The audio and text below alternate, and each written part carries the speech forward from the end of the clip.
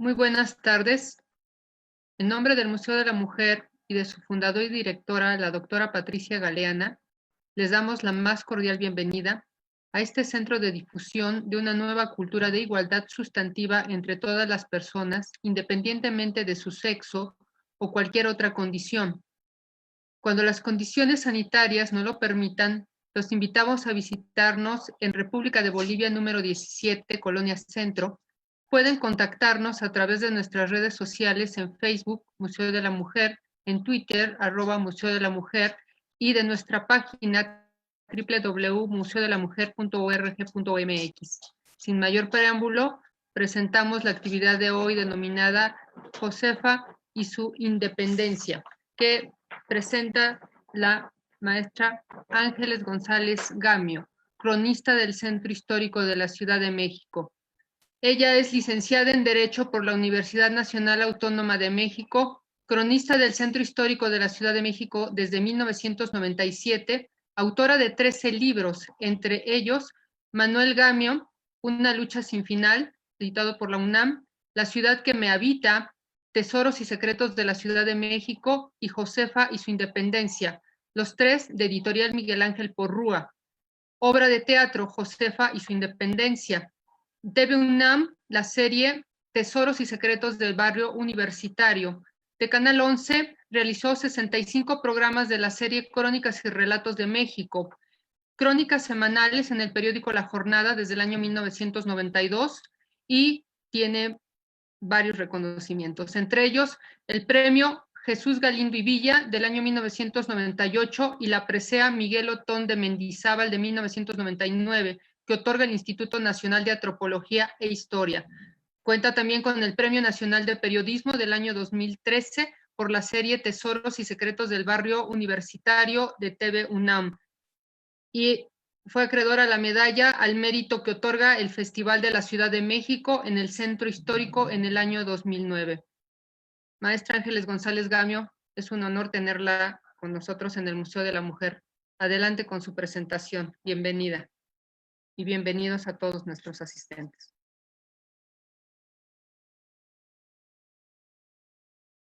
Su micrófono, maestra, por favor. Oh, sí, pequeño detalle. Bueno, muchas gracias, maestra Alejandrés. Gracias. Es un gusto enorme estar aquí. La verdad que yo no saben cómo admiro este proyecto, que siga vivo este proyecto, porque yo me acuerdo desde hace años que tengo el gusto de conocer a la maestra Patricia Galeana, la doctora Patricia Galeana. Ella platicaba el anhelo de que hubiera un Museo de la Mujer. Y buscaba por acá y trataba por allá y por acullá. Le llevó años, años. Y finalmente logró que le dieran lindísima casa, que fíjense, fue la sede de la primera imprenta de la universidad. O sea que tiene gran historia esa casa. Está ahí cerca de la Plaza Santo Domingo, como 4 o 5 cuadras en la calle de Bolivia. Y es un proyecto precioso, la verdad. Y me dio mucho gusto cuando lo abrió, porque no es una zona muy fácil de repente. Cuando lo abrió, yo dije, ay, a ver cuánto dura, porque muchos pensamos eso, no está fácil. Pues ahí sigue vivito y con gran fuerza y con este grupo de amazonas que están ahí pendientes de él y sacándolo adelante, lo cual me parece maravilloso. O sea que no dejen de visitarlo cuando pase esto. Y bueno, hoy vamos a hablar de otra mujer notable, que es doña Josefa Ortiz de Domínguez. Les voy a decir, la vida de esta mujer es fascinante y lo triste es que en la historia, en los libros de historia, por ejemplo, en las clases de historia, se le ha dado un papel mínimo, diminuto, que no tiene nada que ver con lo que ella realmente realizó. A ver, porque ¿qué leemos en los libros de historia normalmente? Uno lee que esta señora, que era esposa del corregidor de Querétaro, don Miguel Domínguez, un día que se subió a la conspiración y entonces ella dijo, hay que avisar, y entonces que agarró un zapato y dio unos taconazos y le dijo al señor Pérez, al alcalde Pérez, se descubrió la conspiración, avise usted. Y ahí acaba su papel, ya, siguiente cosa, ya vienen todos los héroes de la independencia, y ya no vuelve a aparecer doña Josefa más que en una fotita con su chonguito así, como de amargosita. Primero, nunca se dice, ¿verdad?, que en ese momento ya estaba esperando a su 14º hijo. Fíjense nada más. Bueno, yo quisiera que empezáramos desde la infancia de Josefa, para que entendamos cómo se fue forjando el carácter de esta mujer. Ella nació en la Ciudad de México. Algún tiempo se dijo que había nacido, no sé, en Zamora, Michoacán, algo así, pero no. La maestra Lupita Pérez San Vicente, ella encontró el acta real de Josefa, nació en la Ciudad de México en 1773. Bueno, fíjense, ella era hija de un militar español y una señora mestiza. Este señor, pues, al poco tiempo que nació Josefa y 3 hermanas, se fue. Y la madre murió cuando ella era bastante niña, de manera que se quedó al cargo de una hermana mayor, su hermana María. Cuando esta hermana se iba a casar, Josefa decidió que ella no quería irse con el nuevo matrimonio, que iba a estar de arrimada, se decía popularmente. Y entonces fíjense lo que hizo, fíjense qué audacia. Ella cogió y escribió de su puño y letra una carta para ingresar al Colegio de las Vizcaínas, que era un internado entonces, que habían hecho unos vascos muy prominentes para educar a niñas, sobre todo a niñas de origen español y niñas mestizas, hijas de españoles. Hay una leyenda que unos dicen que es verdad, otros que no, que un día 3 vascos, señores muy ricos, el señor Meade, el señor Antave, bueno, los nombres de las calles que rodean el Colegio de las Vizcaínas son los apellidos de estos señores. Bueno, y que vieron a unas niñas que evidentemente tenían sangre española en un lote baldío y que estaban ahí jugando en harapos y diciendo palabrotas y peleándose, y que evidentemente eran hijas de españoles con algunas, con mujeres indígenas o mestizas. Dijeron, oye, esto es algo tremendo, estas niñas son descendientes nuestras y miren en qué condiciones están. Hay que hacer una institución para albergarlas. Y bueno, entonces se construyó, mandaron a hacer un colegio, oigan, pero no saben qué belleza de lugar. Es uno de los edificios barrocos más bellos, yo les diría que de América. Enorme, tiene como 8 patios preciosos, un barroco aparte muy puro, muy fino. Y increíblemente sigue funcionando como colegio, fíjense, porque estos vascos tuvieron la visión increíble de hacerlo laico. Entonces, fíjense, cuando vinieron las leyes de clausuración de los bienes religiosos, que la mayoría de los colegios de niños y de niñas y hospitales eran de órdenes religiosas. Entonces, cuando le quitan los bienes a las órdenes religiosas, pues desaparecen la mayoría de los colegios de niñas y de niños. Pero las vizcaínas, y tratan de desaparecer las vizcaínas, pero no pueden, porque los laicos habían dejado en sus constituciones, digo, los vascos, que este colegio era laico, aunque claro, tiene su capilla, una capilla primorosa. Y bueno, había un capellán y se le daba religión a las niñas y eso, pero no estaba manejado por monjas, siempre fueron maestras laicas. Fíjense qué interesante. Y había un patronato que lo manejaba, no una orden religiosa para nada. Y gracias a eso no lograron quitárselos a los vascos. Y por eso sigue funcionando como colegio. Una verdadera hazaña, ya que luego 250 años. Bueno, entonces Josefa va y ella dice, pues yo soy hija de un militar español, que creo que mi padre era de origen vasco, de manera que pues yo quiero pedir favor de mi madre murió, de mi padre no volvimos a saber nada, y yo me he quedado huérfana, y bueno, entonces la admitieron ahí en las Vizcaínas. Es el único caso en la historia de las Vizcaínas en que una chica, haber tenido 14 años quizá, pide ella misma su ingreso a la institución. Está la carta, escrita a puño y letra de ella, ahí en el archivo de las Vizcaínas. Yo la vi, por cierto, la saqué en un programa de los que hice para Canal 11, que hablé de las Vizcaínas. Doña Narita Valero, la doctora que es la que maneja el archivo, me permitió verla y se las enseñé al público. La tuve con unos guantes, claro, y todo. Enseñé la carta de Josefa. Ahí está. Bueno, pues ahí estaba ella, cuando dice que un día les dicen, las monjas, saben ustedes que va a haber una visita del patronato. Entonces, por favor, vamos a dejar la escuela impecable y ustedes su uniforme los van a almidonar y van a estar chulísimas porque en la visita del patronato, pues queremos lucirlas y van a pasar todas frente al patronato haciendo una caravana nada más y tienen que llevarse una magnífica impresión de la escuela. Muy bien, pues así llegó el día de la visita del patronato y resulta que pues, todas las niñas efectivamente desfilaron frente a los señores que estaban sentados en un presidio, ¿no? En lo alto, viendo pasar a las niñas. Todas eran con su cabecita baja, muy, ya sabrán, muy recataditas. Y nada más se saludaban con toda timidez. Y de repente aparece una que va con la mirada levantada, viendo de frente, los ve de frente. Ah, caramba. y le llama la atención a un abogado que era miembro del patronato, don Miguel Domínguez, fíjese nomás, don José Miguel Domínguez. Este hombre había enviudado, se había quedado con 2 niñas, era viudo, y entonces le llamó la atención a esta muchacha, entonces tendría 17 años, Josefa 18, y le llamó la atención, dijo, oye, qué muchacha esta tan, como diríamos ahora, tan echada para adelante, ¿verdad? Y entonces preguntó quién era, le contaron la historia, y pidió permiso para visitarla. Y empezó a visitarla y se enamoró. Y le propuso matrimonio. Entonces empezaron todos los trámites para que pudiera salir ella de ahí, como era huérfana. Total, que el tiempo pasaba y no salía la autorización.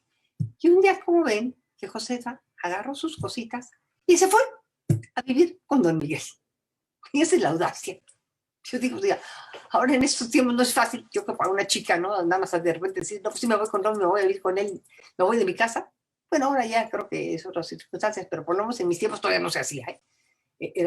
Bueno, pues Josefa lo hizo.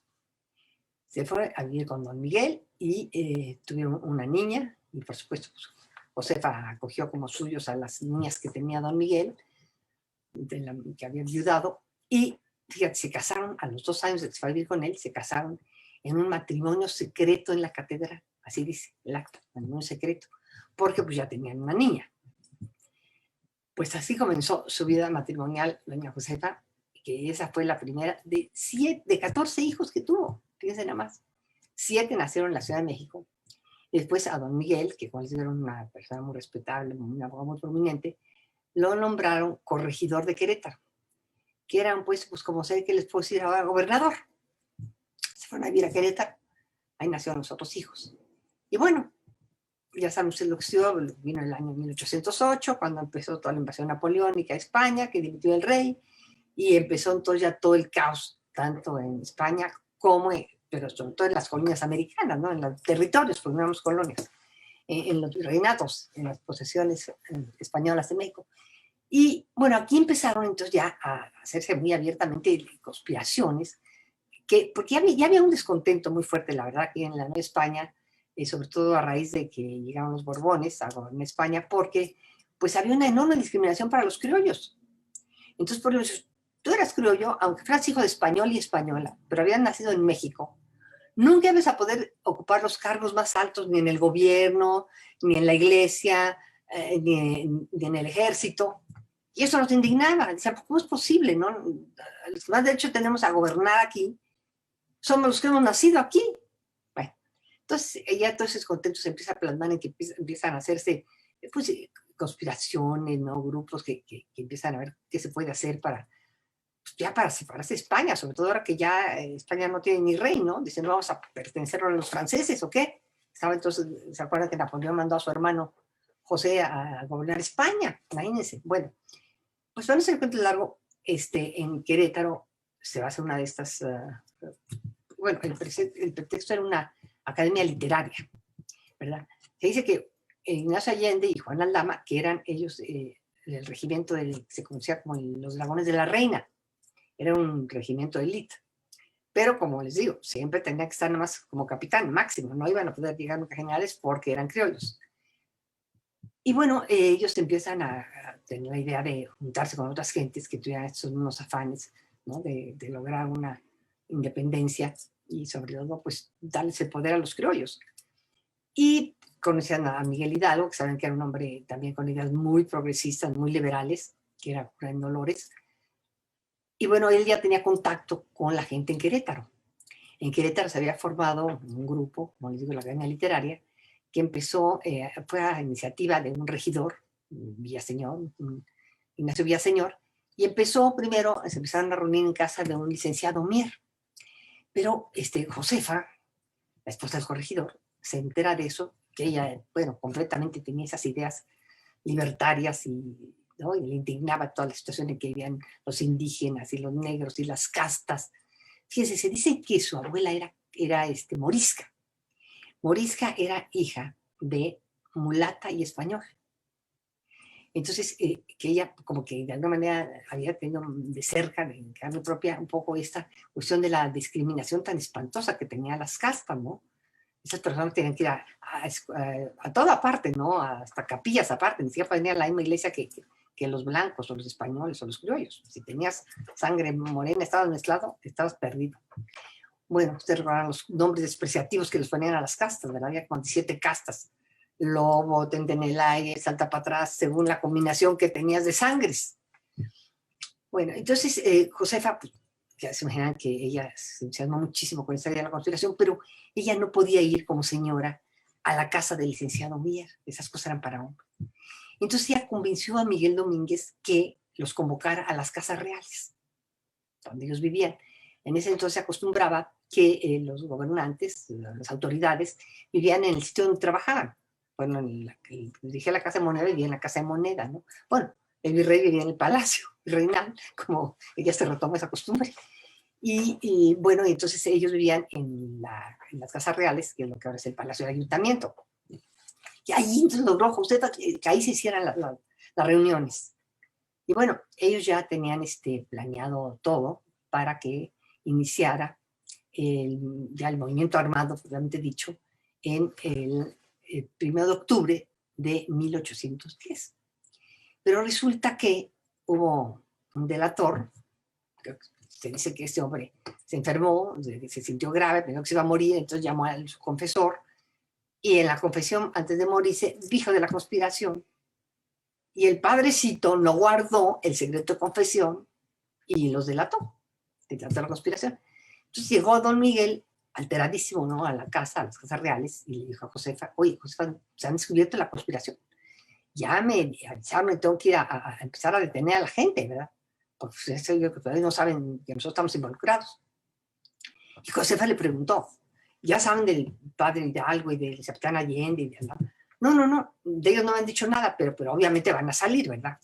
Seguro van a salir, pero ahorita por lo pronto, me dijo, me han dicho de los hermanos de Pigmenio y Emeterio González. Fíjense, ellos fueron muy importantes porque estos hermanos tenían una pulpería. Una pulpería era como una de esas tiendas de pueblo, que todavía hay en algunos lugares, en que se vende de todo, ¿no? Lo mismo granos, que zapatos, que herramientas, como grandes almacenes de todo. Y entonces nadie le extrañaba que entraran y salieran bultos. Entonces ahí eso les permitió ir acopiando municiones, armas, pólvora, etcétera, ahí a las bodegas que tenían los hermanos González. Entonces Josefa le dijo, pues Miguel, hay que avisarles y que inicien ya, sí, ya está todo listo. No, le dijo don Miguel, no vamos a movernos, no vamos a hacer nada. Imagínate. Sí. Entonces sí, ya confirmarían que estamos involucradísimos. No, nos quedamos callados. Y entonces empezó una discusión en que Josefa insistía, hay que avisarles. No vamos a arriesgarnos. Decía, pero pues, ¿qué importa que arriesguemos por no arriesgar nuestra seguridad personal? Sí, es que los principios son mujeres, el valor de esta mujer, por cuidar nuestra seguridad personal, vamos a permitir que se aborte el movimiento. Va a pasar como con la conspiración de Valladolid. ¿Quién sabe cuándo vuelva a organizarse? Ya está todo listo, Miguel. Tenemos que arriesgarnos. No, dijo Miguel, de ninguna manera. Y conociendo el temperamento de doña Josefa, por eso, la verdad, la dejó encerrada en la recámara. Entonces, las puertas, ustedes pueden ver ahora, ¿no? De este ancho no había manera de salir por la puerta si te dejaban encerrado ahí. Entonces, bueno, pues Josefa, indignada y angustiadísima, se le ocurrió, sabía que abajo estaba el alcaide Pérez, que era parte de la conspiración, Ignacio Pérez, y pues empezó a hablar de golpes, ¿no? Y a llamarlo a voces. Don Miguel se fue ya a detener a los hermanos González y tratar de calmar las cosas. Y entonces se acercó Pérez y fíjense lo que le dijo Josefa. Josefa le dijo, señor Pérez, han descubierto la conspiración. Vaya y avíseles, vaya inmediatamente y avíseles a capitán Allende, Hidalgo, al que encuentre primero, y díganles que inicien inmediatamente el movimiento como lo habíamos planeado, que todavía no se sabe de ellos, pero que de ya arranquen. O sea, ella dio, digamos, la orden para que iniciara el movimiento armado insurgente, con esa firmeza al mandar avisar y decir que iniciara el movimiento. Eso nunca se dice. Díganme si no. Bueno, ella también fue en ese sentido la detonadora del movimiento insurgente. ¿Pero qué pasó después? Pues evidentemente se supo que estaban ellos involucrados, los detuvieron. Se llevaron a don Miguel, lo llevaron pues preso, podemos decir, al convento de la Cruz, que ahí está en Querétaro, todavía muy bonito, está arriba de un cerro, lo ponía a visitar. Ahí también estuvo preso Maximiliano, de ahí se lo iban a fusilar. Ahí se puede ver la celda. Bueno, ahí estuvo preso don Miguel. Ya doña Josefa se la llevaron al convento de Santa Clara. Ahí está la iglesia preciosísima, una joya barroca. Bueno, ahí ella estaba a punto de dar a luz a su 14º hijo, que fue una niña, por cierto, Camila. Bueno, pero fíjense que empezó a haber una gran presión por parte de la población en general de Querétaro, pero muy particularmente de la República de los Indios. Esa era una institución, fíjense ustedes, muy interesante que no sé de dónde se han sacado después de la independencia, fíjense, paradójicamente, porque esta institución, lo que era, ustedes recordarán que Cortés logró la conquista de México, de Tenochtitlan, de los mexicas, porque él contó con el apoyo de miles de aliados que los odiaban a los mexicas porque los tenían sojuzgados, ¿no? Tenían que pagar tributos. Bueno. Entonces los tlalzatecas, texcocanos, muchísimos los apoyaron. Entonces, ¿qué sucedió? Que después de la conquista, Cortés, pues, en agradecimiento de que lo habían apoyado de esa manera, y gracias a eso logró la conquista. Si no, luego hay gente tan ignorante que dice, ay, fíjate que qué hombres tan valientes, un puñadito de españoles conquistó a ese pueblo. No, le dije, no fue así la historia. Fueron miles de aliados de todos lados que apoyaron. Pero bueno, entonces les dijo Cortés, bueno, miren, ustedes van a seguir gobernando sus pueblos y nada más con dos condiciones. Una es que tienen que cristianizar a las poblaciones, y segunda, pues tienen que pagar impuestos. Eso sí, no lo perdona. Bueno, pero entonces, fíjense, convivían en todos los lugares, convivía un gobierno español, las autoridades, digamos, españolas, y las autoridades indígenas, que se conocía como la República de los Indios, la República Española. Y bueno, ellos querían muchísimo a don Miguel y a doña Josefa, porque siempre los habían apoyado mucho. Entonces, ellos estuvieron presionando tanto que finalmente el virrey, que tenía por todos lados ya levantamientos, y ya sabemos que andaba Miguel Hidalgo por todas las, como loco, arrasando, ¿no? Y se le unían miles de gentes. Quería calmar las cosas, y cuando vio que había este clamor popular porque siguiera don Miguel al frente del gobierno, lo dejaron salir. Y a doña Josefa también, aparte para que pues, fuera a dar a luz, ¿no? Y pensando aparte que con eso se calmaría. Pero fíjense que no fue así. Ella siguió apoyando a los insurgentes, mandando mensajes, mandando dinero, correos. Y bueno, esto se supo. Se supo finalmente, lo supo el virrey, y entonces mandó un espía al canónigo Beristain, un tipo nefasto. Y era muy amigo de la Güera Rodríguez, fíjese, por cierto. De hecho, un tiempo vivió en su casa.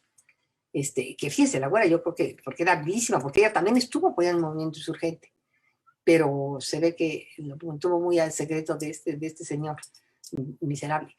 Bueno, entonces este Beristain, fíjese, fue a Querétaro con el pretexto de que él iba a averiguar qué sacerdotes estaban apoyando el movimiento insurgente, porque recordemos que en general el bajo clero, o sea, los sacerdotes de parroquia, de pueblo y eso, ellos apoyaban el movimiento, porque la mayoría eran criollos o mestizos. Y en cambio el alto clero, no, ese era completamente, ¿no?, monárquico. Y bueno, entonces con ese pretexto fue, pero aparte para averiguar sobre Josefa. Y pues sí, efectivamente confirmó que Josefa estaba involucrada. Y mandó unas cartas al rey, no nada más él, fíjense, porque muchos la detestaban, porque les parecía, aparte, les indignaba mucho, ustedes, como eran misóginos, que una señora estuviera metida en esas cosas. Y aparte que lo hiciera tan bien y con tanta convicción. O sea, pues posible que esta señora, ¿no? Bueno, fíjese lo que le manda a decir. Eso está en este librito que se llama Josefa y su independencia. Es un librito que escribí, es una novelita, biografía novelada, pero con todos los datos históricos sobre todo esto que les estoy platicando, que lo publicó Miguel Ángel Porrúa. Fíjense lo que les escribe, dice en la carta. Después de ponerle todos los cubitos, está involucrado y todo, le dice: y hay finalmente un agente afectivo, descarado, audaz e incorregible, que no pierde ocasión ni momento de inspirar odio a la España, al rey, a la causa y providencias justas del gobierno legítimo de este reino. Y tal es, señor excelentísimo, la mujer, porque entonces mujer se escribía con G, la mujer del corregidor de esta ciudad. Esta es una verdadera Ana Bolena. Nunca he entendido por qué la comparó con Ana Bolena, pero así le dijo.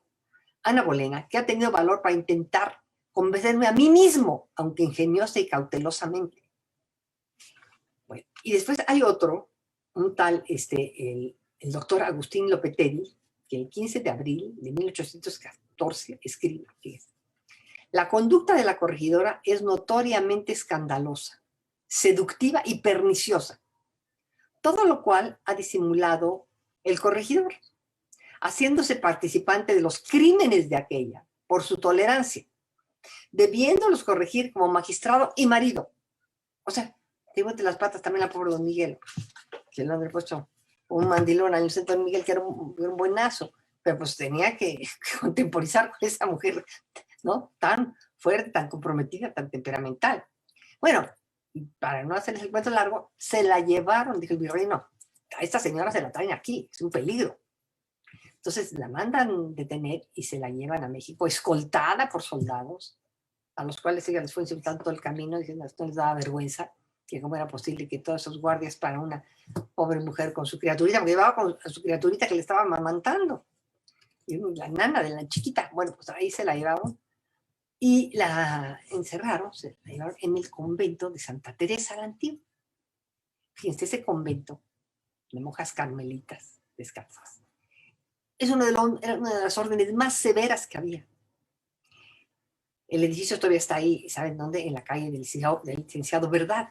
Actualmente es un museo, como Museo de Arte Contemporáneo, X Teresa se llama ahora, lo pueden ir a visitar porque ahí estuvo presa. Fíjense, nomás para que se den una idea, ¿saben quién estuvo también ahí? Sor Juana Inés de la Cruz fue el primer convento al que ingresó. Ustedes recordarán que ella entra a profesar de monja y está en un convento tan severo que se enferma. Bueno, pues era porque había ayunos terribles, tenían que levantar en la madrugada, rezar, y no, era una cosa de horror. Entonces ahí, bueno, pues la chiquita luego se la tuvieron que llevar porque se estaba enfermando, estaba en una celda húmeda, incomunicada completamente, y bueno, ella también se enfermó después, pero don Miguel pues empezó el pobre a luchar para que la soltaran, para decirle, oiga, por favor, suelta. Nunca lo logró. Lo que más logró fue que la cambiaran de convento a uno que fuera menos severo. Y la trasladaron al convento de Santa Catalina de Siena, que era un convento de monjas dominicas. Ya ven que los dominicos eran una orden como más de más cultura, una orden se llamaba la orden de los predicadores, eran unos hombres bastante cultos, muy basados en la doctrina de San Agustín, y así eran estas monjas dominicas. Era un convento mucho más laxo, ahí ya se recuperó de su salud. Y yo creo que las monjas, en el fondo, yo creo que también simpatizaban con el insurgente y han de haber gustado lo que había hecho doña Josefa, y a lo mejor hay rumores que seguía desde ahí, porque ya le quitaron la incomunicación, aunque eran muy restringidas las visitas, pero más o menos podía tener visitas y seguía enterando, quería saber de todo, y yo creo que cuando podía seguir mandando sus mensajes. Bueno, pero fíjense nada más, les digo, estuvo 5 años en total presa en esos conventos. Imagínense esta mujer con 14 hijos, muy chiquititos, imagínense una bebita recién nacida. Pues, bueno, don Miguel tuvo que dejar su posición en Querétaro para venirse a la Ciudad de México a ver la manera que liberaran a su mujer. Compró una casa en la que entonces se llamaba la calle del Indio Triste. Se llamaba así por una leyenda, que ese es tema de otra plática, las leyendas. Bueno, esa calle actualmente se llama la calle del Carmen. Después se vuelve Correo Mayor. Está muy cerquita del Palacio Nacional. Ahí está la casa, fíjense. Ustedes pueden verla, tiene su plaquita en la calle del Carmen, creo que es el número 4. Pero fíjense la tristeza. Es una bazar de chucherías, de puestitos que venden peinetitas, rimelitos. Y está la casa, entran ustedes entre todos esos puestitos y resulta que está la casa intacta, con su patio precioso, con sus columnas muy bonitas que tenía, y en el primer piso una pajarera todavía de madera que tenía doña Josefa. No, hombre, es una tristeza porque esa casa está totalmente rescatable. De hecho, yo en una ocasión, cuando Patricia Galeana estaba buscando la cosa ¿no? conseguir un lugar para la mujer, yo le decía, ay, Patricia, logra que se rescate la casa de Josefa. Pero claro, es de unos particulares, la tendría que comprar y arreglarla, y era mucho más difícil, ¿no? También traté durante el bicentenario que gastaban en tantas estupideces como toda la estela de luz y esas cosas. Él dijo, oye, pues compre la casa de Josefa y rescátenla. Allí vivió los últimos años y murió. Bueno, pero entonces se viene don Miguel a vivir a esa casa, se trae a parte de la familia, a todos los chiquitos, porque los grandes, muchos de los grandes ya se quedan allá en Querétaro, ya habían hecho su vida ahí, ya había hijos e hijas grandes, algunas se habían casado allá. De manera que se divide la familia, don Miguel se viene aquí, los hermanos grandes cuidan a las chiquitas, y finalmente logra que dejen salir a Josefa. Ya se va Josefa a su casa, ya hay una manera más tranquila. Bueno, más tranquila es un decir, porque ella sigue con los afanes de que, pues, bueno, que se logra finalmente, ¿no? Ya se logra consolidar la independencia, 1921, pero que haya ya un gobierno estable, aunque se organicen. Entre otras cosas, en esa época están muy de moda las famosas logias masónicas. Hay muchísimas, ¿no? Algunas con unos nombres realmente extravagantes, ¿no? Tiranía indiana, los opilotes, cosas así. Y bueno, había las más famosas que eran las de los yorquinos y las de los escoceses. En los yorquinos estaban los liberales y en los escoceses los conservadores.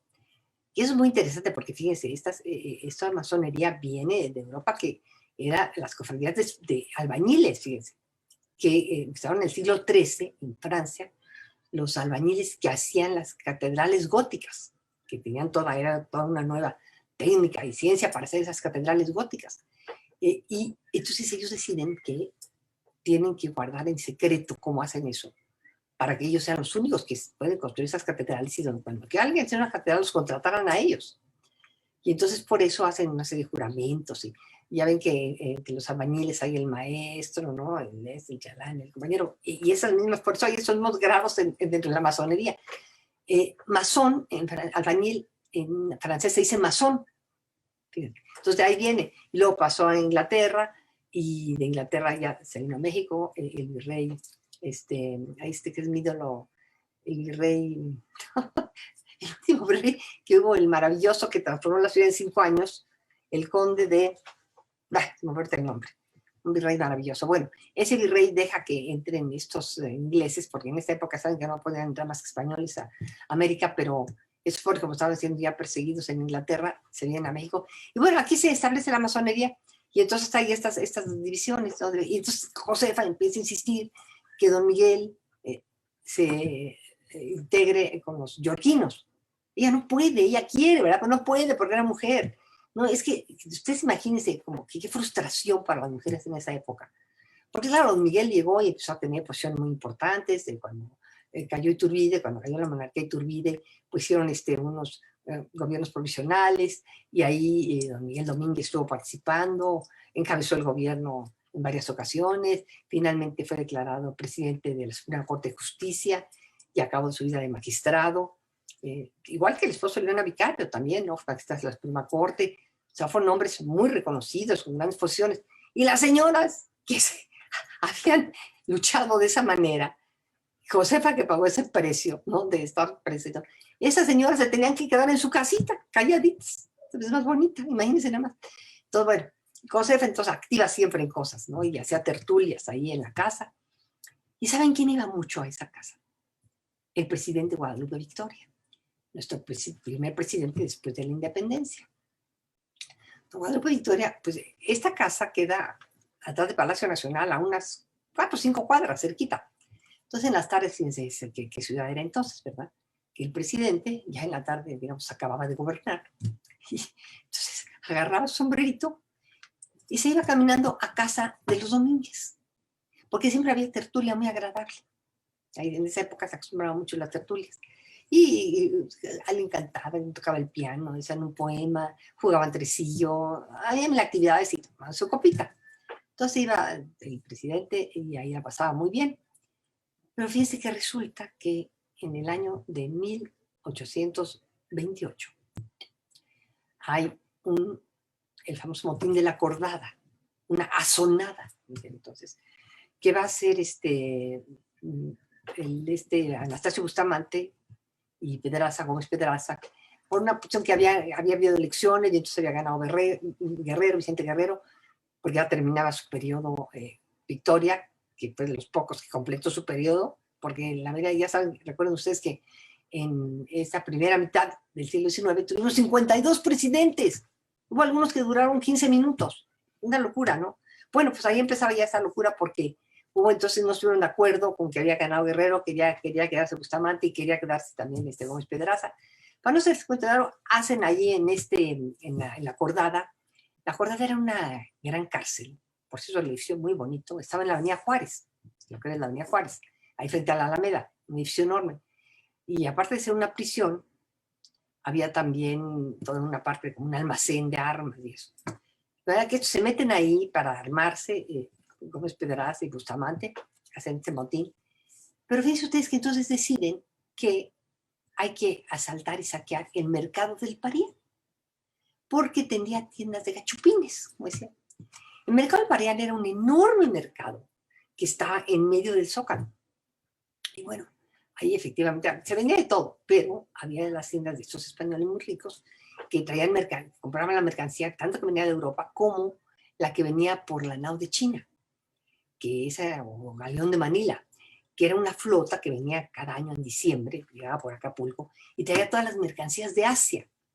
Esas cosas, ¿no? Que hasta la fecha nos encantan, ¿verdad? Que las lacas y la porcelana y los perfumes, las perlas y bueno, y las especias. De manera que, pues llegan ahí, saquean las tiendas, se roban, todo. Y bueno, eso indignó a Josefa, de Don Miguel, ¿no? Pues, ¿cómo no hicimos la independencia para esto? ¿Cómo es posible que estén sucediendo estas cosas y que Victoria lo haya permitido? El mercado estaba allí en el Zócalo, enfrente del Palacio Nacional. Bueno, a los 3-4 días llega el Banco de Victoria, yo creo que quería relajarse un poco, ¿verdad? Porque imagínense las presiones que había tenido. Entre otras cosas, tuvo que expedir un decreto para expulsar a los españoles de México, como resultado de esta cosa de la Acordada, que fue pues, muy nocivo para la economía de México, pero ¿verdad? No queríamos saber nada de los españoles. Bueno, llega muy feliz, le da sombrerito al mozo y al entrar se le deja venir Josefa y le dice: señor Victoria, en esta casa no es bienvenido quien permitió el saqueo del Parián. ¿Cómo es posible que lo haya usted permitido? Pasó allí frente a usted, su balcón de la edad ahí. ¿Por qué no lo detuvo? ¿Cómo permitió ese saqueo? ¿No ve que esto nos desprestigia? No hicimos la independencia, tanta sangre, tanto todo para esto. ¿Cómo es posible? Bueno, estaba indignado. Y entonces, don Miguel, imagínense, el presidente de Guadalupe, se dio media vuelta y se salió volado, hasta dejó su sombrerito.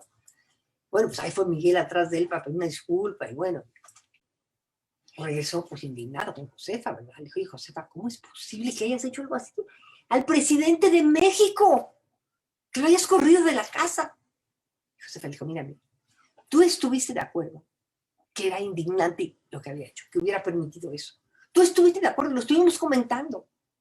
Bueno, sí, Josefa, pero bueno, ahí está, pues es que es la verdad. El problema es que le tememos a la verdad. Ese es nuestro problema. Fíjense qué mujer, ¿eh? Y dijo: bueno, sí, pero no es la manera de hacer las cosas. Pues esa es mi manera, Miguel, ya lo sabes. De frente y directo. Esa es una de las anécdotas que puedo decir. También podemos recordar cuando Iturbide tuvo la ocurrencia de invitarla de dama de la corte de su esposa. Imagínense cómo se le mandó contestar doña Josefa: ¿quién es reina en su casa? No va a ser sirvienta de una corte, aparte de una corte totalmente, ¿no?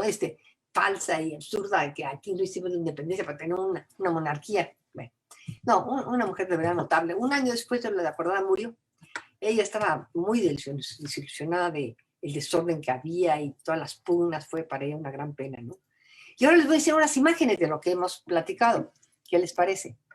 Vamos a ver si yo puedo hacerlo y si no le vamos a pedir a una de nuestras lindas amigas, Almita o Abril, que nos las enseñe. Déjenme tratar. Tengo que compartir pantalla. Y ahora, aquí ya está la presentación, creo, mire. Muy bien, muy bien, muy bien. A ver. Ahí está. Oigan, qué maravilla. Bueno, Gracias a mis asesoras, no se crean que yo me luzco tanto. Bueno, entonces, miren, esta era Josefa de joven, véanla. ¿A poco no era muy guapetona? No, sí, ¿y cómo la pintan en los libros, oiga? Como una viejita amargosa chupada. Una mujer garbosa, imagínense sus 14 hijos. Entonces vamos a ir, a ver, ¿y ahora cómo le paso? Ahí está la falsedad. Chicas, ¿ahora cómo le hago para pasar las imágenes? Miren. Bueno, este es el Colegio de las Vizcaínas. Vean nada más qué fachada más maravillosa. Con los materiales esos de la época, del barroco de esa época, que es el tesonte, que es esta piedra rojiza color vino, y decorada en los marcos de las ventanas y de las puertas, con esta cantera plateada que se llama chiluca, que es muy buena para labrar. Aquí lo podemos ver de cerca, pero todo esto tiene unos labrados hermosos y unas imágenes. Es una joya. Y en el interior, bueno, ¿qué les puedo decir? Miren, este es uno de los patios, el patio principal. Vean nada más la belleza con esta fuente hermosísima. Actualmente también ayudan a su sostenimiento, que alquilan este patio soberbio para bodas y cosas así elegantísimas, y de ahí sacan un buen dinerito para sostenerlo. Pero es precioso que ustedes van en el día y ven este patio y todo lleno de jovencitos y jovencitas, ahora ya es mixto, ¿no? Caminando por aquí a todos los estudiantes, y de repente regresan en la noche y está adornado como un palacio oriental con velas, luces, una cosa espectacular. Pues ahí sigue vivo, como le digo, gracias a la visión de los vascos. Ahí entonces conocieron don Miguel, que era, como les digo, 17 años mayor que doña Josefa. Aquí está ya un poquito ya cuando ya estaba grandecito. No estaba así cuando lo conoció doña Josefa. Estaba más atractivón. De verdad, tenía 30 y tantos años, que a los 40, habrá 40. Miren, estas son las casas reales de Querétaro. Así estaban. Es el antiguo Palacio Municipal y actualmente sigue siendo el Palacio Municipal. Pero miren ahora cómo está, qué bonito. Si no han ido recientemente a Querétaro, deben de ir. Está precioso, pero precioso. Todo el centro es peatonal. Y miren, las casas reales. Aquí en este balcón de arriba, que pueden ver, ahí pasó el incidente. Bueno, ya estaba la recámara de Josefa. Y aquí abajo estaba del alcaide Pérez. Entonces de ahí vino la cuestión de los taconazos. Miren qué lugar más bello. Miren el interior, el patio. Imagínense aquí a Josefa paseando y aquí a los 14 chiquillos jugando. Bueno, muchos no eran ya chiquillos, ¿verdad? No pueden haber sido todos chiquillos al mismo tiempo porque 14. Miren, es el padre Hidalgo, a quien Josefa quería muchísimo. Para ella fue un golpe espantoso cuando se enteró que le habían matado y que le habían cortado la cabeza y le habían puesto en la única de granaditas. Fíjense que se dice que ella hizo una pintura de un retrato de Hidalgo porque le gustaba pintar a Josefa. Porque ustedes saben que esto no es un retrato real, sino que alguien lo diseñó. Pero yo no creo que haya sido así, don Miguel. Porque me que sea como un viejo. Y la verdad que pues tenía 50 y tantos años, creo que 54 cuando pasó eso. Y era un hombre, bueno, jinete, le gustaban los toros, bailador, cantaba, tuvo uno que otro hijito. O sea, no tenía un aspecto así como de purita, no creo. Pero miren cómo lo pintó Linati. Así, yo creo que se acerca más a la imagen que ha de haber tenido. Ahí está ella con sus chaparreras, porque montaba a caballo, su espada, está levantando la cruz. Aquí se ve que ya cuando está como encabezando el movimiento insurgente. Ahí tendríamos que tener... Es que de veras hay que cambiar la imagen de nuestros héroes, porque está muy, muy alejada de la realidad. Bueno, ese era el capitán Allende, que tenía fama de guapo, también de buen jinete, bueno, que rompía corazones.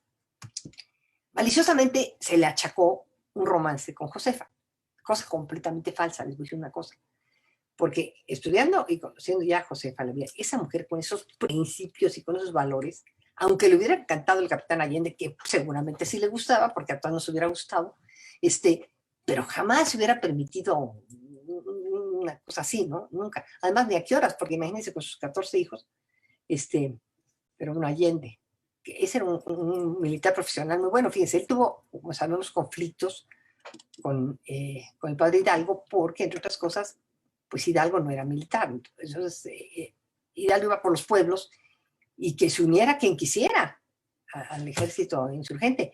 Pero muchos de los hombres iban con sus familias, con esposas y todo. Entonces le decía Allende, no, padre Hidalgo, esto no puede ser, don Miguel, esto no puede ser. No podemos acabar con las familias.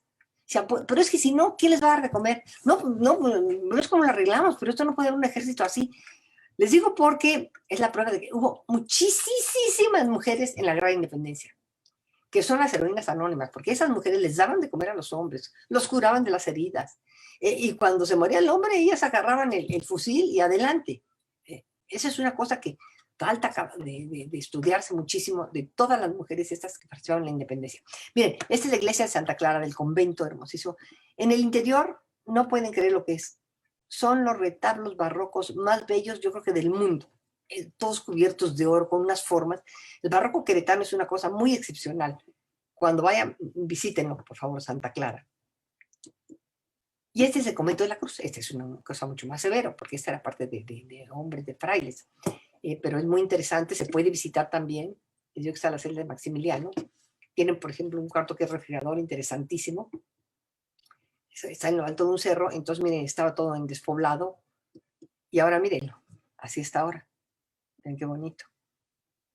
Y afuera venden muy ricas cosas de comer. Mira, estos son los famosos arrieros, que eran los comerciantes de la época.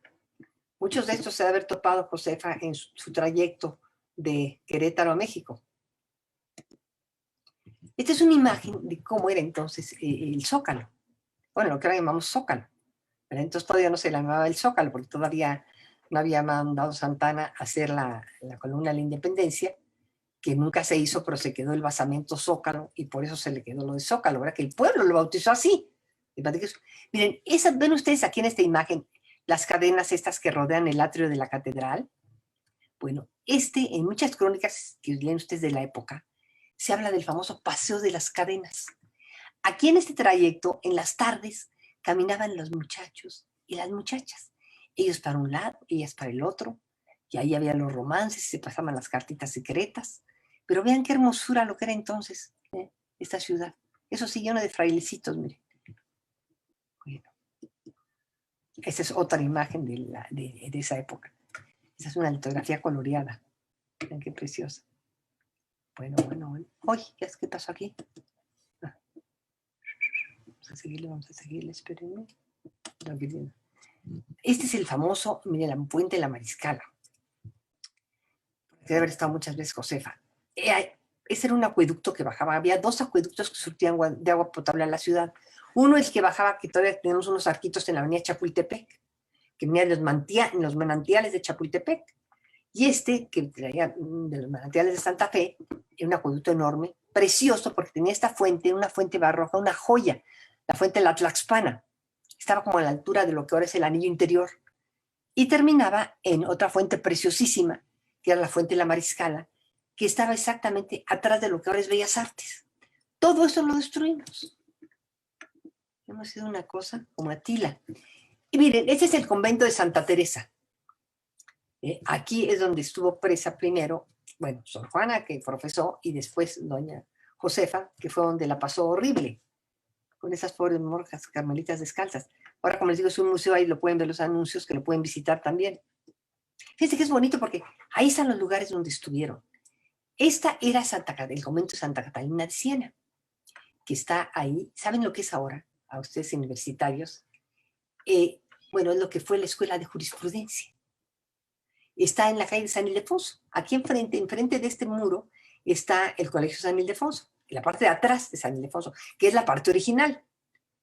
Cuando entramos ahora en Justo Sierra, esa parte se hizo ya en el siglo XX. La parte original de San Ildefonso, que es soberbia, la tienen que ir a visitar, está en la parte de atrás. Y enfrente estaba el convento de Santa Catalina de Siena, que después se hizo, cuando le quitaron los bienes a la iglesia, se convirtió en la Escuela de Jurisprudencia. Ahí estudió mi papá, y seguramente los papás de muchos de ustedes. O sea que también se puede visitar. Miren, estas eran las monjas dominicas. Miren qué hábito más hermoso. Este cuadro, que se consideran los mejores cuadros virreinales, vean qué preciosa, hasta con su bigotito, bueno, es de una monja muy rica que profesó con las dominicas, y el cuadro está en otro convento extraordinario de Querétaro, que es Santa Rosa Viterbo. Otra joya barroca, cuyo púlpito fue una de las piezas principales en la exposición que se hizo en Nueva York, en el Museo Metropolitano de Nueva York. Fueron 3000 años de esplendor, una exposición de México espectacular. Este cuadro estuvo ahí, y el púlpito de Santa Rosa Viterbo. Miren, esta es una imagen de cómo era la ciudad en esa época. Por acá de haber paseado Josefa, en la Alameda. Aquí acababa la ciudad, fíjense. Aquí acababa la ciudad. Si alcanzan a ver, ahí está el caballito, miren. Ahí se alcanza a ver, donde está poniendo la flechita, alcanzan el escultor del caballito. Ya llegaba a la ciudad. De ahí luego Maximiliano trazó su paso de la Reforma, pero todavía no existía, para ir a Chapultepec, al castillo de Chapultepec. Miren, por aquí estaba la acordada. Este edificio en gigante, a veces la acordada donde inició el motín famoso. Bueno, seguimos. Este personaje era básico en la ciudad. Este le llevaba el agua a Josefa a la casa, seguro. Eran los aguadores. Estos señores con esta hoyota que se llamaba chochocol, y este jarrito con el que vaciaban el agua, iba a todas las casas de la ciudad para llevar el agua. No había, obviamente, tuberías, ¿verdad? Solamente los conventos importantes podían tener un drenaje apuntado a su... No un drenaje, ¿verdad? Una tubería para que llevara agua. Pero fíjense, este personaje era fundamental, entonces, porque aparte llevaba el agua, pero aparte, como iba a todas las casas, salía todos los chismes. Y llevaba cartas de amor y cartas con chismes. Conseguía sirvientas porque se robaba de una casa a la otra. Castraba a los gatos. Traía para aquí un cuchito con el que castraba a los gatos. O sea, era como, ¿qué les puedo decir? Como el Twitter de ahora o una cosa así. Porque llevaba todos los chismes. Este es Iturbide. Bueno, véanlo. Engalanado como verdaderamente un príncipe europeo, ¿verdad? No le caía bien a Josefa ¿eh? Miren, esta fue la entrada del ejército trigarante a la Ciudad de México. En ese entonces se acostumbraba a hacer estos arcos triunfales cuando llegaba un virrey, o después, pues obviamente cuando llegó Iturbide, eran estas, pero miren nomás, hacían toda una construcción a la entrada de esto en la calle Madero. Vean qué cosa tan enorme. Y aquí unos edificios esos barrocos hermosos de tesón de cantera. Fue todo un evento y la gente colgaba de las ventanas unos festones y... Bien, y Josefa aquí ya está, ya más amoladita, ¿verdad? Porque ya era al final cuando pasó ya tantas penas después de los encierros en los conventos y ver todos los problemas que había entre los insurgentes. Esta es la casa, miren, la casa que está ahí en la calle del Carmen, que era la calle del Indio Triste. Véanla con sus 3 balcones, su barandal corrido muy elegante. Una casa muy bonita. Nada más que claro, está, pues, miren ahora lo que tiene, ¿eh? Galván, Mercedes, no sé qué, prendas maravillosas, diademas o no sé qué cosa. En fin, hay que seguir luchando para que se rescate esa casa. Ay, este Guadalupe Victoria, cómo me cae bien este señor. Miren, era un hombre bueno, era un hombre verdaderamente un hombre bueno. Imagínenselo saliendo corriendo de casa de Josefa después de la regañada que le puso por el Parián. Siempre me ha conmovido esa escena. Este era el Parián, miren. Ven qué mercado gigantesquísimo era. Este es el Palacio Nacional, que entonces, miren, nada más tenía 2 pisos. ¿Ven? Ya sabemos que el tercero, el que vemos ahora un poco agraciado, se le agregó ya en el siglo XX. Y mire, el Parián ya tenía 2 cuerpos, estas tiendas de afuera y luego las de aquí adentro, que era, y entonces estaban aquí, las más elegantes estaban adentro, donde vendían los españoles sus cosas, y aquí afuera eran rebozos y toda clase, ¿no? Abarrotes, lo que se imaginen, un mercado, pero con sus tiendas muy finas adentro. Este se destruyó después de 200 años. Miren, esta es una de las famosas procesiones que había en la ciudad, que todo el tiempo había unas procesiones en que iban todos, el virrey, los obispos, las cofradías, había cofradías de todo, los beteles de la universidad, como dicen, y todos tenían sus uniformes y, se pasaban horas. Esto, miren, esta era la famosa sequía real. Fíjense, todavía todavía a principios del siglo XX pasaba por aquí esta sequía, este canal, que llegaba hasta la Merced. Miren, esto es lo que ahora sería el Palacio del Ayuntamiento. Y aquí de este lado estaría Palacio Nacional y acá está la catedral, miren, en la catedral. Y aquí el Parián, el enorme Parián. Estas eran las famosas castas de las que hablábamos. Fíjense nada más la cantidad de castas. Aquí dicen, mire, morisco con española se llamaba chino. Mulato con española, morisca, como la abuela de Josefa. Y así, ahí están todas las... Hay cuadros de castas hermosísimos, maravillosos, que aparte vemos cómo se vestían, como todo, pero eran bastante humillantes muchos de los nombres que les ponían. Esta es otra imagen, mira, de una casta, ¿ve? Aquí, mira, él se ve que era un morenito, y él es la versión mulato, y la muchacha se ve como española. A ver, ¿reconocen esta casa? La casa de los azulejos, el que conocemos como el Sambor de los azulejos. Esta era la Plaza de Guardiola. Mira, entonces estaba la Plaza de Guardiola, por esa, aquí era la casa de los condes de Guardiola, por eso la plaza se le quedó Guardiola, hasta la fecha se llama la Plaza de Guardiola. Esta aquí a la derecha que vemos, aquí terminaba el convento de San Francisco. Ahora aquí está la Torre Latinoamericana. Fíjense nada más lo que ha cambiado nuestra ciudad. Y a lo mejor dentro de esta carruaje iba a lo mejor Josefa. Y miren, esta imagen, cómo montaban a caballo los hombres y las mujeres así de las familias más prominentes en esa época. Josefa montaba, ¿eh? Las mujeres montaban de ladito, pero había muy buenas jinetas. La marquesa Calderón de la Barca, la que escribió esas cartas maravillosas, que escribió el libro que se conoce como La vida en México, que si no lo han leído, lo tienen que leer, la mejor cronista del siglo XIX. Ella recorrió todos los alrededores de México a caballo. Era una jineta excelsa. Miren qué elegantes todos. Ah, este es Quintana Roo. Quintana Roo, el esposo de Leona Vicario. Muy amigo de los Domínguez, más no Leona y Josefa. No se llevaban también. Yo creo que las dos, como eran de carácter muy fuerte, yo creo que no se tenían porque ellos los dos fueron magistrados de la Suprema Corte. Miren, ahí está Leona, ya también de madura, que se echó sus kilitos, pero era una mujer muy guapa. Mira, ellos le dieron, fíjese, a Leona, que ustedes saben, era una mujer muy rica, que dio gran parte de su fortuna, bueno, se la gastó toda en ayudar al movimiento insurgente, pero luego se fue a la guerra con Morelos y todo, que esto no se sabe. Otro día les tengo que dar una plática de Leona, porque es otro personaje. Y fíjese, le confiscaron todos sus bienes. Entonces, después de la independencia, ya reclamó, dijo, no, oigan, devuelvan mis bienes que me confiscaron, a otros que no hicieron nada, les han dado. Y entonces le dieron unas casas aquí, a un costado del Templo de Santo Domingo, y una hacienda pulquera, en Ocotepec, en los llanos de Apa. Miren, esta es el edificio de la aduana, aquí se pagaban los impuestos y todo, y aquí están todavía los que llamaban los evangelistas, los que escribían las cartas y los contratos, que ahora son imprentitas y hacen títulos falsos y cosas así, pero bueno. Y ¿saben lo maravilloso? Que esta plaza está prácticamente igual. Miren, sigue siendo una plaza hermosísima. Y esta es una escultura de Josefa, pero que si la ven de cerca, es un gran escultor de contraste, como obra de arte está muy buena, pero ahí la ponen que no van a creer. Una viejita chupada que dice uno, ¿de dónde sacaron esa imagen de Josefa? Dios mío. Están las imprentitas, ven, de los escribanos. Y aquí a un ladito estaba la casa, que ahorita se las voy a enseñar para que la vayan a visitar. Miren qué bonita casa.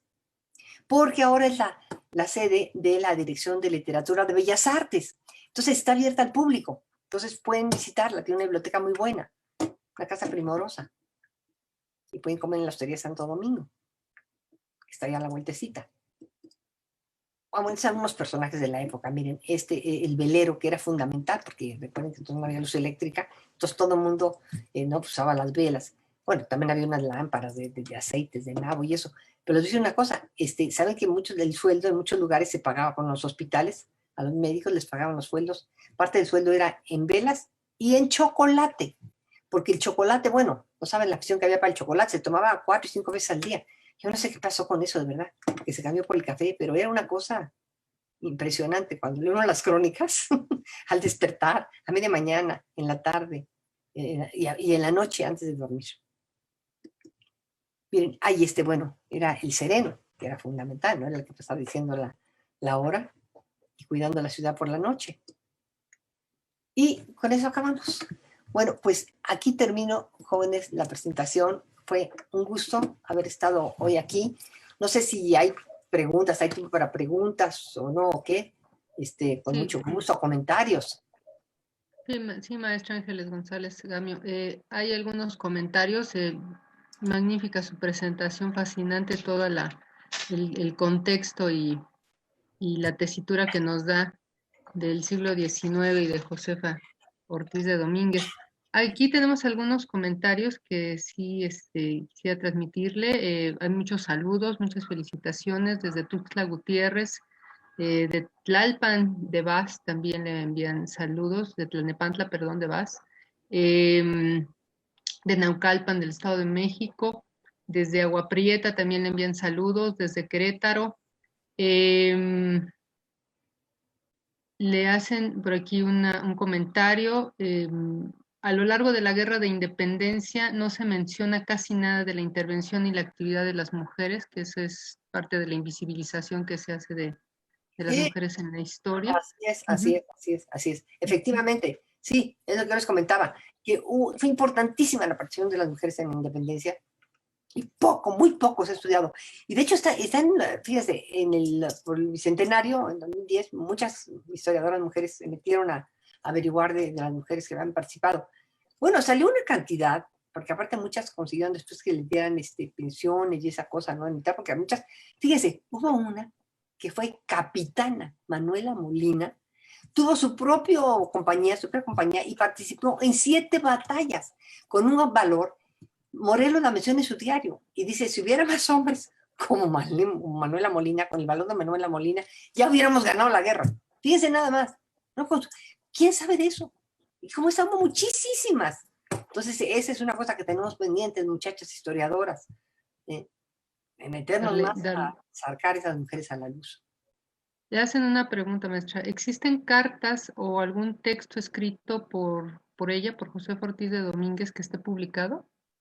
No, fíjate que no te he encontrado, o sea, no he encontrado las cartas de archivos como esas cosas que leí de las quejas del de Bristán y eso en archivos, pero no hay alguna carta de esos textos de ellos, no hay, que, bueno, yo creo que los 14 hijos han perdido mucho las cosas, pero a Barnett nadie conservó, cartas porque yo no conozco y cuando hice la investigación para el libro no encontré nada y hablé con historiadoras como la maestra mía de la Vara, que ya había estudiado mucho a Josefa, pero fue básicamente el trabajo de archivos, ¿no? De ir a los archivos parroquiales, por ejemplo, para ver, descubrir el acta de nacimiento, el acta de matrimonio y eso, pero no hay, hasta ahora no se han encontrado.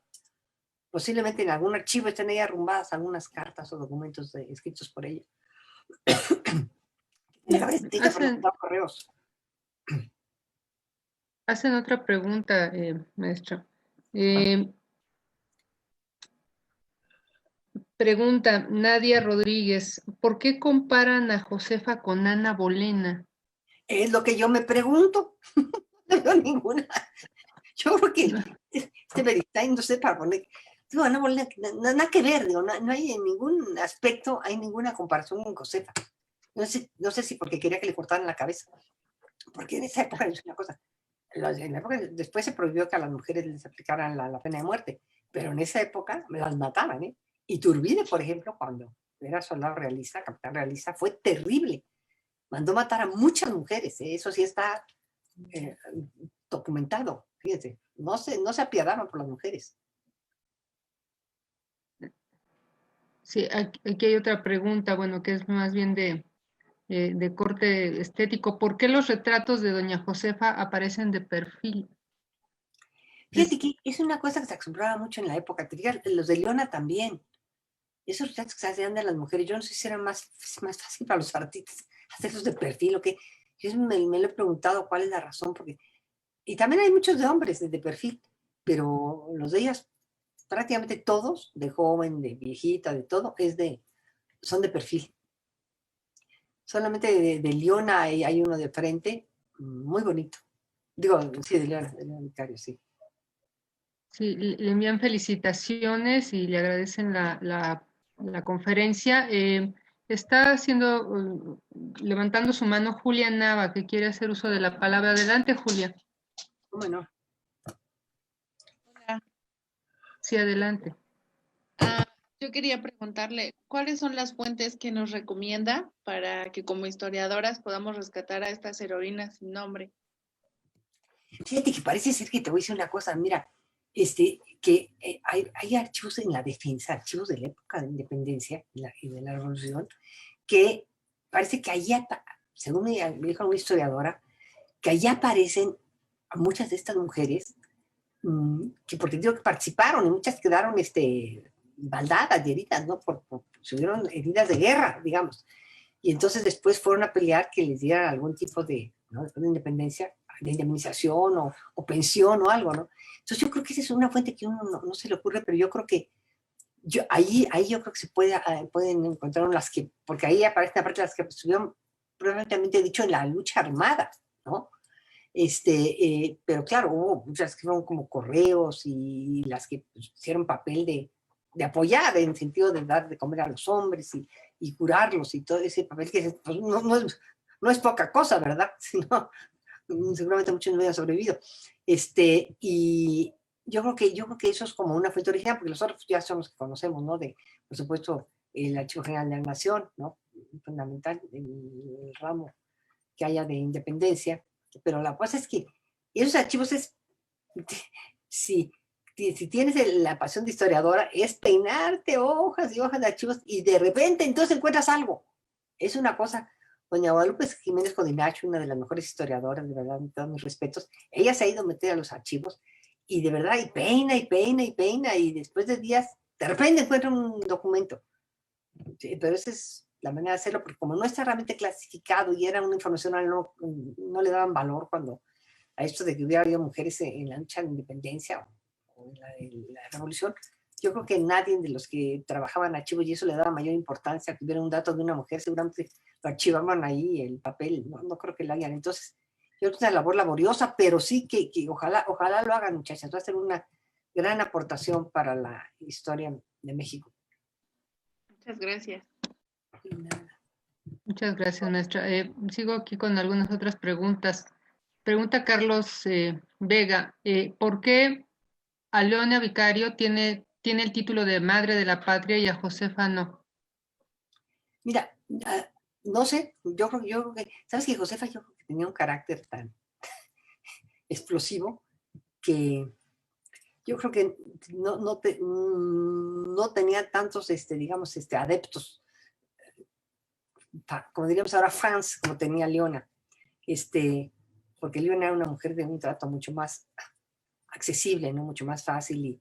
Y fíjate, una cosa interesante, el que le dio este título, si no me equivoco, fue Santana, el de Dulcísima y Benemérita Madre de la Patria. Y Santana fue huésped de los Quintana Roo. Esa casa que les enseñé, cuando se la dieron a Josefa, que no tenían dinero, perdón, cuando se la dieron a Leona, esa casa fue, alquilaron la parte de abajo, porque no tenían dinero, entonces vivían la de arriba. Y un tiempo el inquilino fue Santana. Yo creo que ahí hicieron una gran amistad. Y entonces cuando muere Leona, le hacen funerales de Estado y va el presidente al funeral de Leona y a los 4 días de la muerte la nombra, le hace el nombramiento.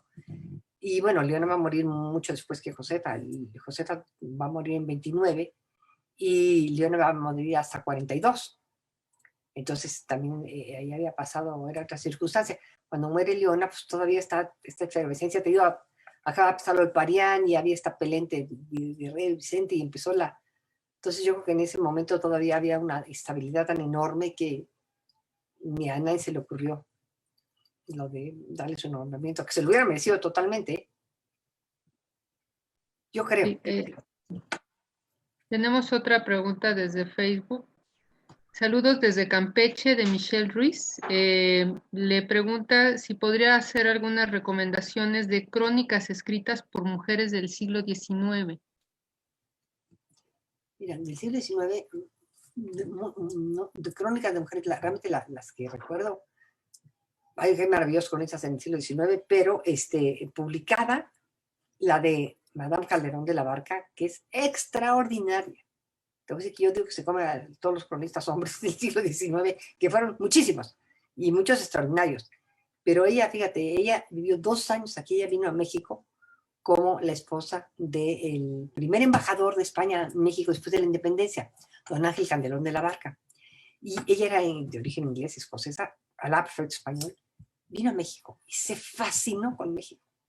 Y bueno, entonces era la novedad, imagínate, el primer embajador de España en México, entonces invitaban a todos lados, y entonces conoció todo.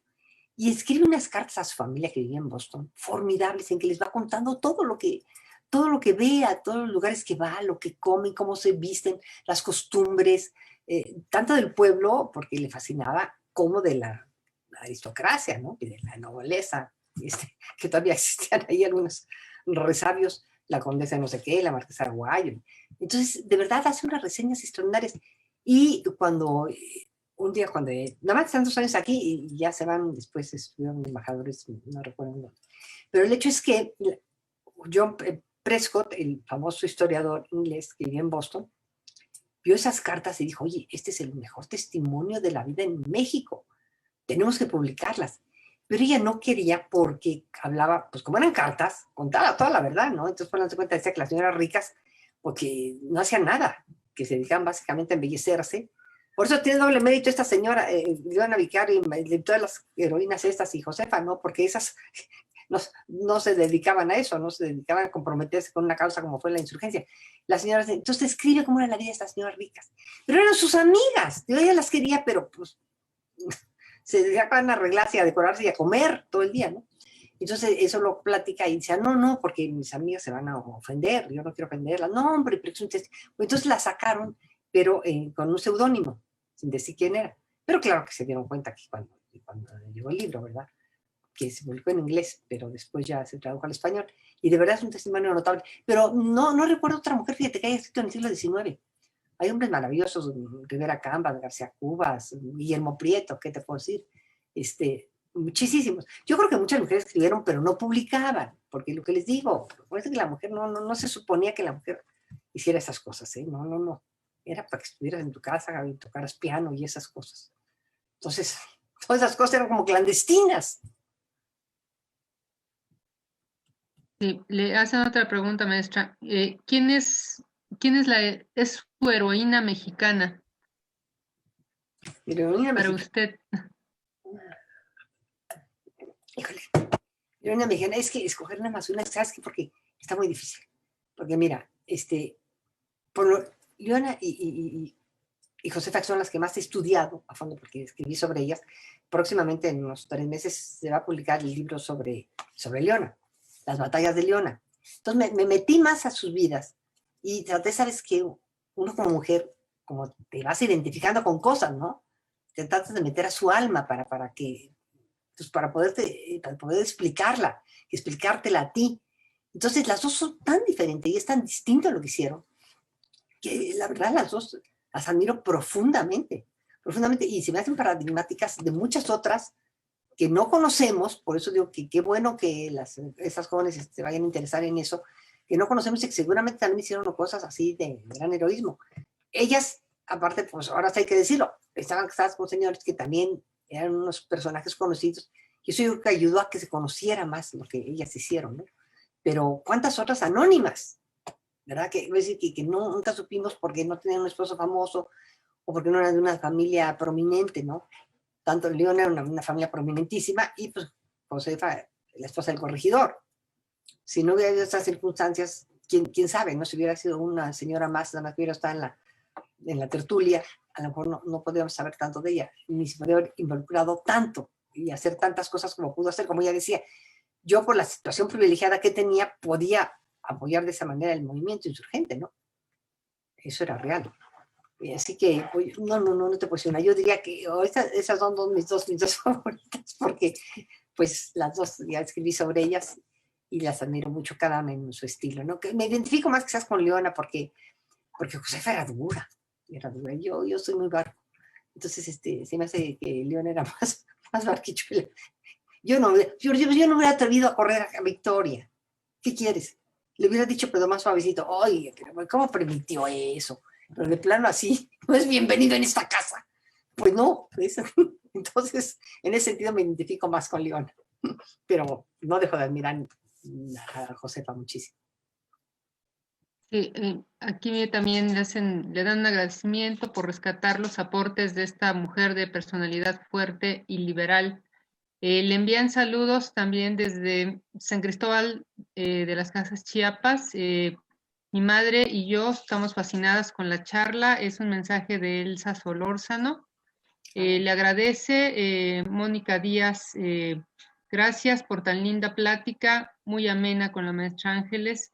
De Lucía Guzmán, que nos está acompañando. Felicidades, Angelitos, buenísima presentación. Pregunta Mónica Díaz, ¿cómo se llama el libro de la cronista del siglo XIX? Le está usted haciendo referencia a Madame Calderón, ¿verdad?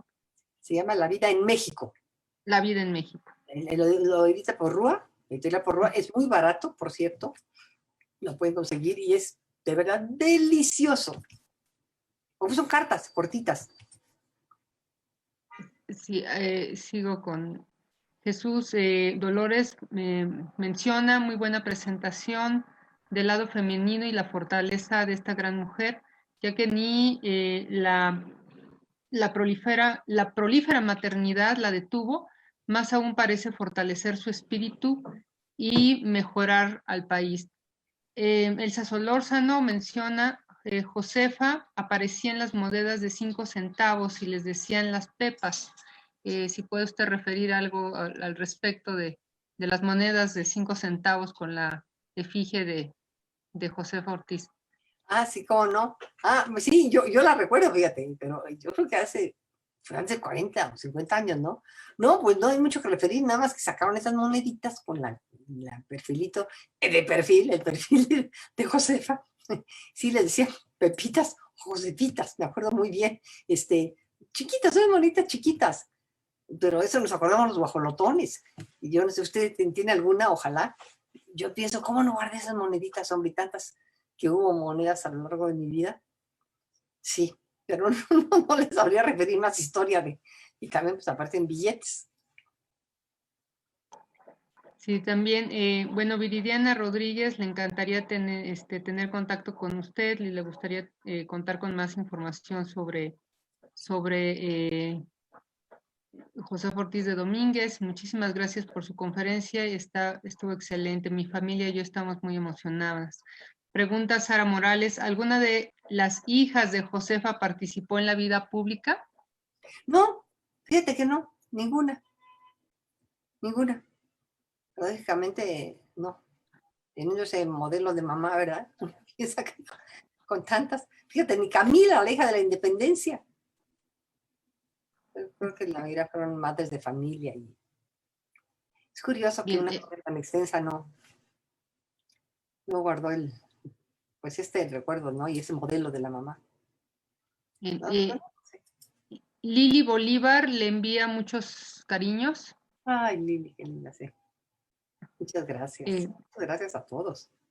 Ana Beatriz comenta, mi nombre es Ana Beatriz, docente de la licenciatura en Ciencias Políticas y Administración Pública de la Universidad Autónoma de Tlaxcala. Es un placer escucharla y me será muy grato compartir con usted que nos ilustre con mis alumnos, ya que la vida de Josefa es un antecedente para la participación femenina en la vida política del país.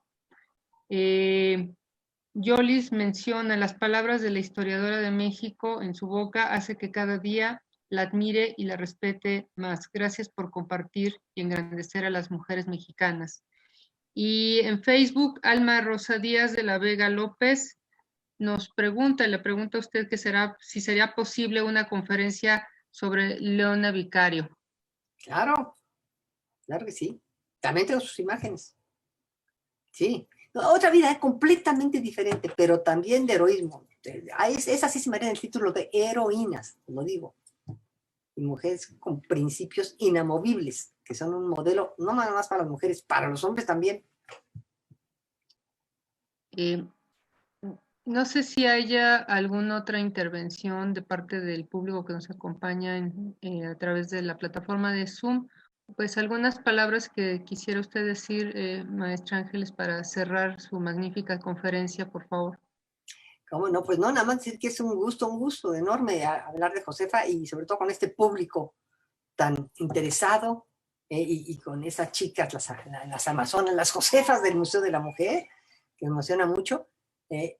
Agradecerles que me hayan acompañado en esta plática y que ojalá pues haya servido, ¿no?, esta conferencia para despertar el interés por este tema, por estas mujeres. Ahorita creo que es un momento importante, ahorita que estamos en esta situación en que estamos viendo tanta violencia contra la mujer, tanta violencia intrafamiliar, los feminicidios, es increíble, a mí se me hace increíble que esas cosas puedan estar pasando ahora. Y creo que ahorita necesitamos las mujeres que están muy fuertes, muy unidas, para luchar contra eso, y creo que estas mujeres pues nos sirven de modelo y de inspiración para hacer eso, y qué bueno que vi tanto público femenino en esta plática, Y bueno, también los señores, porque los que se echaron esta conferencia, pues, son hombres. Por ahí, don Carlitos Vega, me imagino que es mi queridísimo amigo cronista de la catedral, y el gran cronista de Sor Juana, les voy a decir, don Carlos Vega, es el otro hermano, pero bueno, y don Alejandro también Valdés, que por ahí estaba, que bueno, pero vi que muchas mujeres, y entonces, muchachas, ahí de veras ponernos las pilas y seguir el ejemplo de estas mujeres y luchar en contra de todas estas cuestiones que están pasando. Ellas lucharon contra la opresión española y lucharon por la independencia de México. Nosotros tenemos que luchar por la independencia de las mujeres y que estas cosas no sigan pasando. Que todas las mujeres sepan que no pueden permitir la violencia. ¿Sí? Así es, maestra. Le hacen otra pregunta más, si tiene algún correo de contacto o alguna página donde se le pueda seguir. Facebook, tengo un Facebook, sí, y el correo que es gonzalezgamio@gmail.com. Muchas gracias, maestra. Pues y una última intervención. ¿Desde qué momento supo que esto le inspiraba a usted como cronista? Le preguntan. ¿Qué vivaz es usted y contagia su energía? Muchas gracias y estamos muy agradecidas. Esa manera de preguntarle qué le inspiró su pasión por la crónica. Ay, bueno, esa casi que de niña, porque ya platicado muchas veces, yo soy nieta de Manuel Gamio, considerado el padre de la antropología mexicana, el primero que descubrió el Templo Mayor en 1914, porque hasta ese momento se decía que el Templo Mayor estaba debajo de la catedral. Y él, siendo un joven arqueólogo, un día le dijeron, estaba en la inspección de monumentos arqueológicos, antecedente del INE, se demolieron una casa en la esquina de lo que ahora es Justo Sierra y Argentina, y que había unos vestigios. Y él fue y encontró una escalinata y una cabeza de serpiente. Y él había estudiado mucho a los cronistas españoles y también a los códices. Y dijo, esto es el Templo Mayor. Dijo, no, joven, ¿cómo que? Sí, joven, sí, esto es mineral. Y les demostró. Y entonces por primera vez se supo que ahí el Templo Mayor no estaba debajo de la catedral, sino estaba ahí. Después ya vinieron las excavaciones esas extraordinarias y todo eso, que hizo Eduardo Matos y todo eso. Pero entonces yo de niña caminaba con mi abuelo por el centro y él me platicaba de la ciudad que había debajo. Mira, aquí debe haber estado el templo de Hécatl y era así, asado, y aquí está el otro. Y mi papá, que era cronista sociales, me hablaba de las familias que vivían en los palacios de arriba, en el Palacio Barroco, y me decía, mira, esto es uno clásico, ve qué belleza. Aquí vivía la marquesa de Selva Nevada. Y entonces, entre esas cosas de mi infancia, pues como que ya me entró una pasión tremenda por mi ciudad y por conocer la historia de cada edificio, de cada calle, por qué se llamaba la calle así. Entonces me metí a las leyendas. Y una cosa te va llevando a la otra, porque además sabes de algo más que quieres saber, porque entonces te surge un dato que... Bueno, cuando vi a Josefa, la calle del Indio Triste, ay, ¿por qué la calle del Indio Triste? Entonces me tuve que ir a ver a las leyendas, a don Antonio el Valle Arispe, a González Obregón, las leyendas para ver, conocerla, y entonces me metí al tema de las leyendas. Y luego resulta que Leona Vicario también vivió en una calle con nombre de leyenda, la calle de don Juan Manuel, imagínense nada más. Entonces, pues todo así que está, todo lo lleva uno de un lado al otro. Oigan, pues muchas gracias, oigan. Muchas gracias, maestra. Me voy a permitir leer el reconocimiento que le hace entrega a la doctora Patricia Galeana, directora del Museo de la Mujer. El Museo de la Mujer otorga el presente reconocimiento a la licenciada Ángeles González Gamio por su conferencia virtual Josefa y su independencia, realizada en el marco de la conmemoración de su natalicio, de fecha 8 de septiembre del año 2020. Atentamente, doctora Patricia Galeana, directora del Museo de la Mujer. Maestra Ángeles, un placer haberla escuchado. Muchísimas gracias y muchísimas gracias al público que nos acompañó en esta tarde. Muy buenas tardes, gracias. Hasta pronto, muy buenas tardes.